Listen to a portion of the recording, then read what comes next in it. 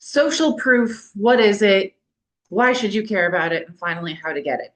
So, what it is things like testimonials, things like people shouting you out online.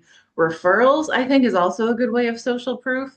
It's essentially, we all look at what's on your website, we look at what you post on social media, we watch your videos and hear you speak at events, right? And that matters. I don't want to say that doesn't count for anything because it does. People absolutely want to go straight to the source and be like, well, what does Allison think of this? What does Joe think of this? What is your take on this? They are gonna do that, but they know that your goal in all of that when you're promoting your services is to make yourself seem like the expert and to position yourself as well, the only option, the best option for such and such for certain groups. Fill in the blank, right? They know that that's your ultimate goal is to get business. So they're always going to take what you say with a bit of a grain of salt, at least until they get to know you. And then once they know that you are full of integrity and honesty, and you never give BS answers, and you always research your stuff, until that point, they're going to be like, well, what does so and so say about this? How do I really know that if I work with this person, they are going to deliver what they say they deliver? And the answer is testimonials. I always, always, always encourage people to ask for reviews, ask for testimonials every chance you get, because that is your social proof. That is an opportunity. First of all, it's someone else talking about you, right? Someone else saying, yes, this is great.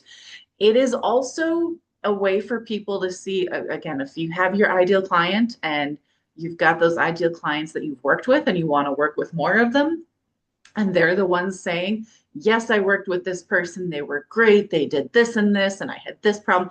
I asked for a testimonial once. It was a lovely testimonial I got from a client.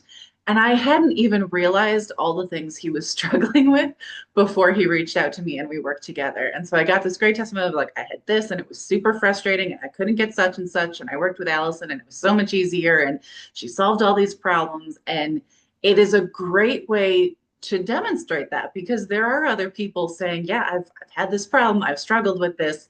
It would be great to work with someone who could solve this problem for me, right? So you don't, it's also good information for you because you don't know what you don't know, right? So it's not until you reach out to ask, hey, what went well here? Also ask what went wrong. You need that information too. You don't want to publicize that information, but you need that information. But even the good news can be, oh, I did not know that.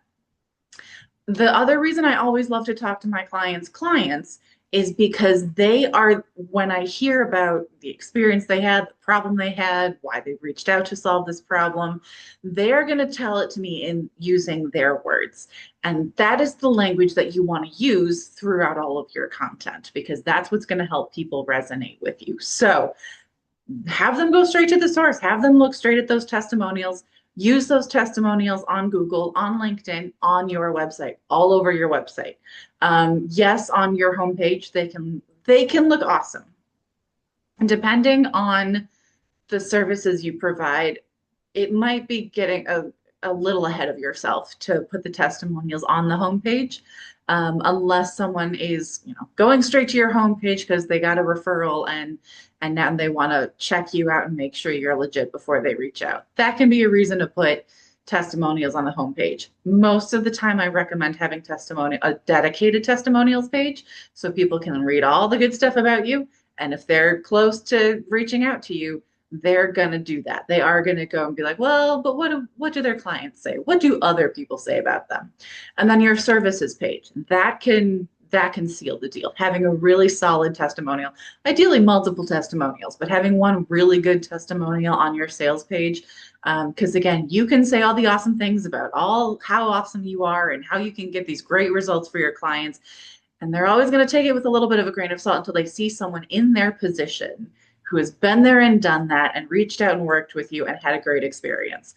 That it can go so much farther in closing the deal. So absolutely use those all over your website. There's a reason reviews are prominently placed in a Google business profile. It's because people People look at them, people look at your reviews. So make sure you are asking for reviews from happy clients so you can put your best foot forward. It is also more important than ever. I mean, it's been important for a while, these testimonials and these reviews, the more we interact online, right? I have clients I've never met in person. We've talked on the phone, we've maybe met over Zoom, but there are even clients I haven't even talked to over Zoom, right? Because everything we do is very much online. And the more we do that, the more hesitant we are, especially if your client has been burned before. They're going to look at, can I really trust this person?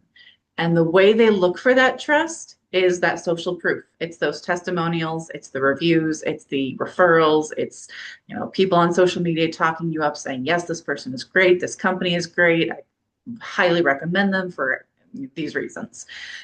And now, so we already had that with the internet, and now we have AI making stuff up left and right. And that, again, is causing chaos.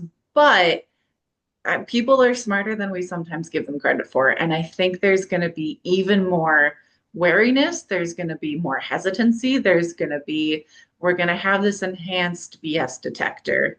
And certainly AI detector, which could also be a BS detector, depending on how you think about it, right? Depending on how you use AI. So that is going to be a factor.